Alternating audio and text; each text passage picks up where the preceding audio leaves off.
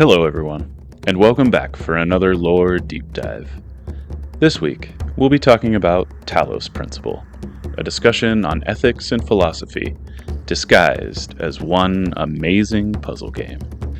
With the well-received release of Talos Principle 2, a resurge in focus has been cast on the original game, Talos Principle.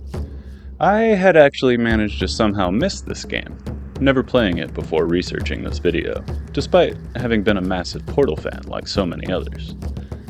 I very much look forward to playing the sequel here soon, but as such, no content from the DLCs or sequel will be discussed here today. This puzzle game offers little in way of instructions, choosing instead to provide a gradual ramp-up in difficulty. New tools will be offered to you throughout the game, and it is entirely up to you to discover how to use them. If this sounds scary, I urge you to give it a try. The introductory levels are very forgiving. The puzzle reset process is entirely painless in the beginning, and the reward for finishing a puzzle is some of the best brain warm and fuzzies I can suggest. In full disclosure, I did look up hints for 3 puzzles, but I'd like to think if I had more time, I could have figured them out. If you're stuck on a puzzle and getting frustrated, don't throw in the towel. I highly suggest just taking a break and come back to it later. I was amazed how often something I swore was impossible just breezed by when I had a fresh brain to work with. Talos Principle is a wonderful game with many well-framed philosophical allegories and even discussions between the characters themselves. I love studying philosophy as much as mythology, so this game was a real treat for me. However, there are already a plethora of videos available giving very well presented essays on these weighty topics. So instead, today, I'll be focusing on the fictional world we are introduced to in the game. Breadcrumb by piecemeal delivered breadcrumb. There will be some spoilers for the world building in the game, but I will not be directly discussing any of the multiple endings or major gameplay moments. Instead, our focus today will be on the people and history that lead up to the game's events. I'd like to place a disclaimer here for sensitive subjects. As this is a game that deals with apocalyptic events and people's response to that, there will occasionally be mention of some tougher topics like depression, mental instability, and even suicide. I promise to handle these topics as delicately and briefly as I can, but they are a part of the story. I will include links in the description below for anyone struggling anytime I do cover topics of this nature. There is no shame in seeking help. Everyone needs it in some form or another.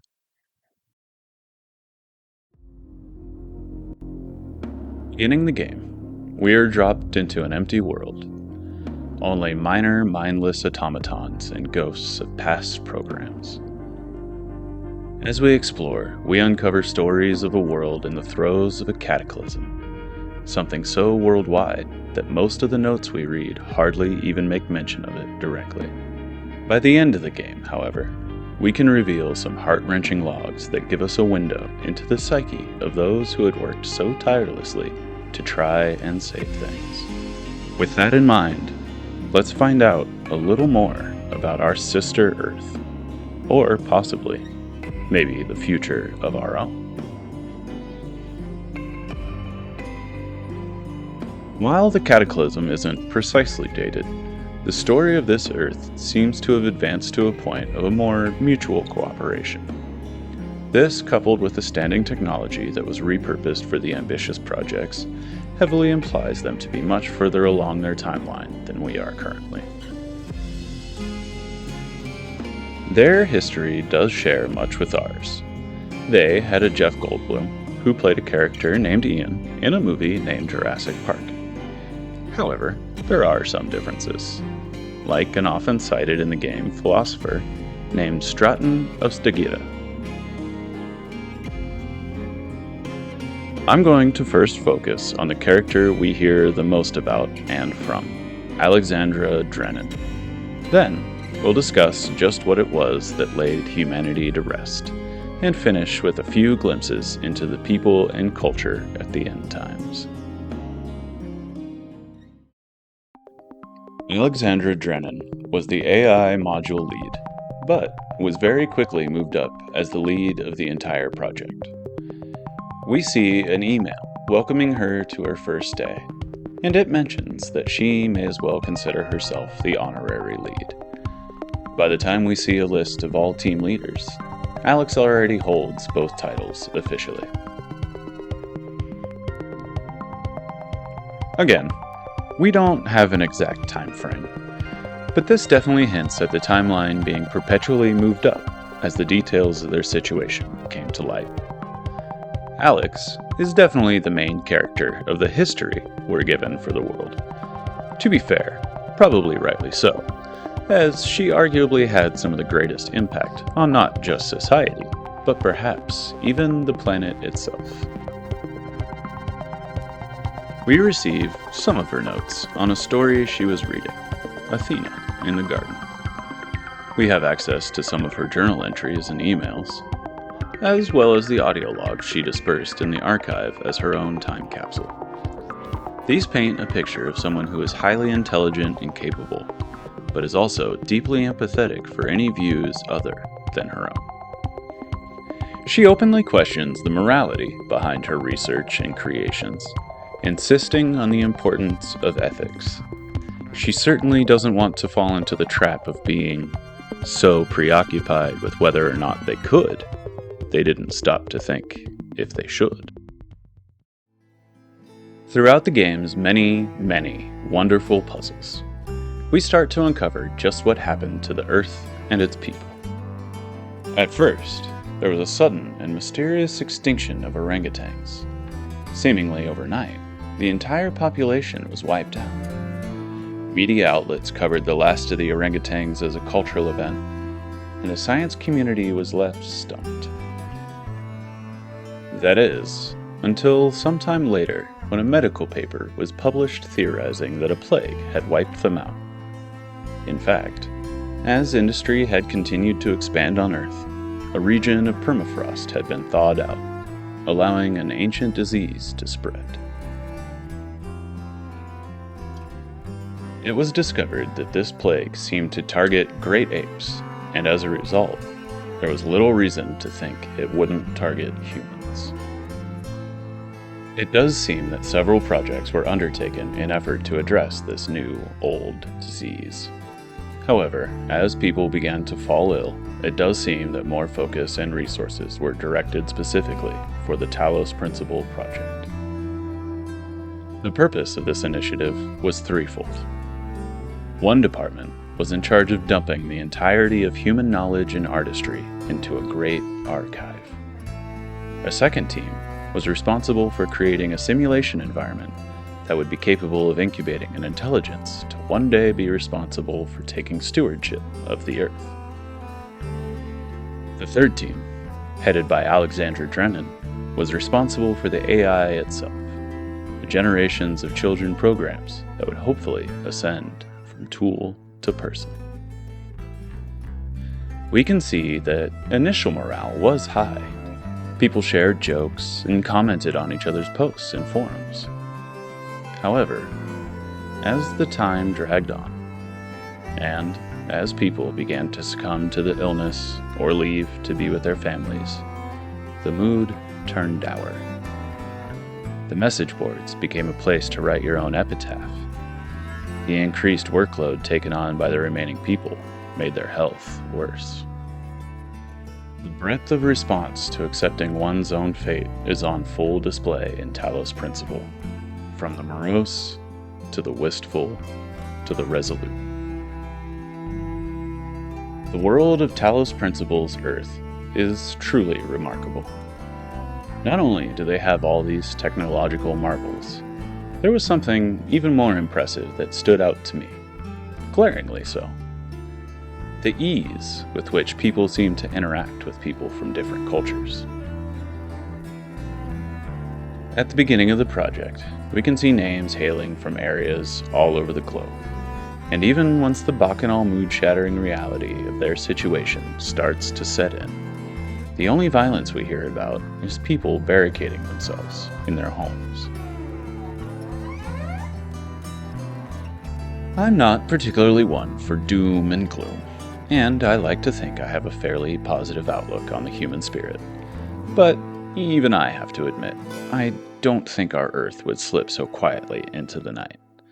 Even with my hopefulness, I suspect our response to be somewhere between the future-focused choice of Talos Principle and the reactionary selfishness of the Fallout world.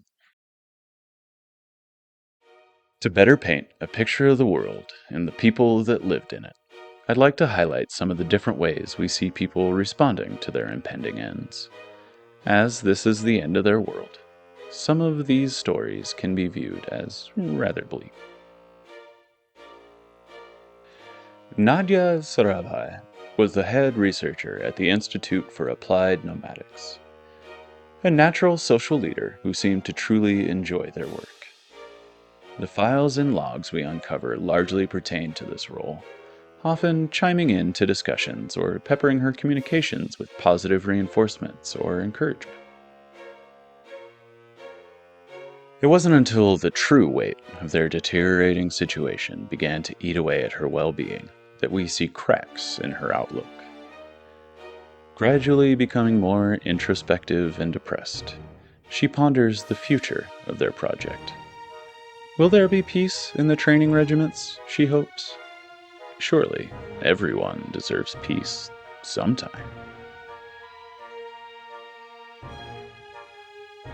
There is the story of the two project leads, George Jameson, Generation Module Lead, and Alan Jameson, Memory Module Lead. These two had a rocky marriage that saw them quarreling most days, and breaking each other down others. At the beginning of the project, this only seems to have been exacerbated by the stress, though as the impending doom began to settle in, they actually managed to set aside their troubles. Reaching a sort of acceptance of their finality, they rediscovered what it was they each loved about one another, ultimately deciding that their health had deteriorated too far. They chose instead to take their own lives and spend their last moments together. One final day of enjoyment and love instead of watching their loved ones waste away. Neil McComber was a man of faith, a preacher by accounts of his email to his brother that we pick up. Neil admits that despite a life of studying his faith, being able to recite his lessons, knowing beyond a doubt the reasons that brought him to his profession, he is having doubts. Facing down the barrel of a catastrophe of human-wide suffering, Neil questions the purpose an omnipotent presence could have for such a course. He begins to wonder that, perhaps, if there is an all-powerful being with a cosmic plan, maybe we humans are not at the center of it. It is with these thoughts he laments that he cannot preach to the people in such a hard time. To quote, "Better to have doubts than to be a hypocrite." We also get a glimpse into the life of a nameless employee, writing back to who we can assume is a lover. They write that they're going to leave work and come back home. It's a long way and travel is difficult at best during this time, but they are resolved to be as close to them as they can. On the road, trying to get to you seems better than just staying here, so far away from you. The story of humanity in Talos Principle is definitely not a cheerful one, but there are some beautiful moments to take away with it. To end this on a slightly higher note, I'd like to read an excerpt from one of the text clips we find at the end of the game. Its file name is remember.txt.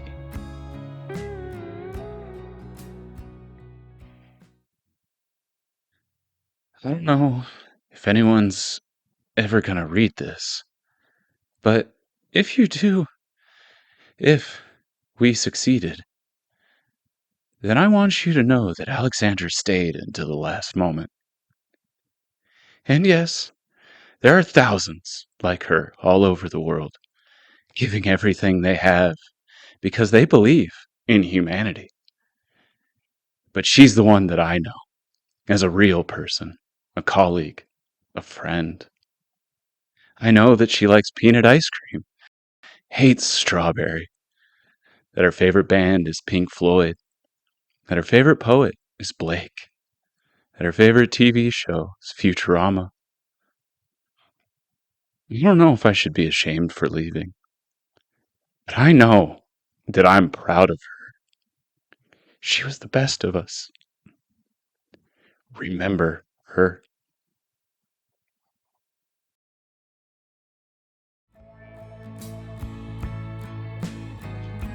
That's all for our discussion on Talos Principle. I look forward to playing the sequel now that it's out, and I'm sure I'll have another idea for a video once I do. We're definitely not done with this philosophical puzzler. Thanks so much for hanging out. Have a good one.